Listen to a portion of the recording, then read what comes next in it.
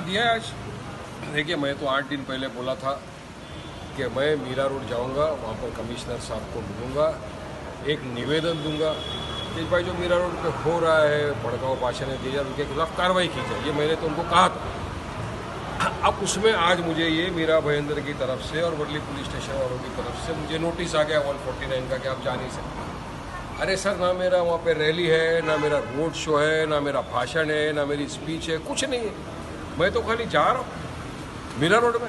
अरे बाहर से लोग आ सकते हैं मीरा रोड के अंदर, भाषणबाजी करके जा सकते हैं, और मैं यहाँ का निवासी, मैं वहाँ पे नहीं जा सकता। अरे मेरा अभी पूरा, मैं सिर्फ जाके कमिश्नर साहब को मिलूंगा और जिनकी दुकानें टूटी एक दो जन की, उनको मिल के आ जाएंगे। क्या है, ना भाषण है, ना कुछ है, ना रोड शो है, कोई रैली नहीं है। फिर भी मेरे को 149 का नोटिस दिया। हाँ, कल जाऊँगा, कल 1:30 बजे जाएंगे, कमिश्नर साहब को मिल के आएंगे, नोटिस दे के जाएंगे।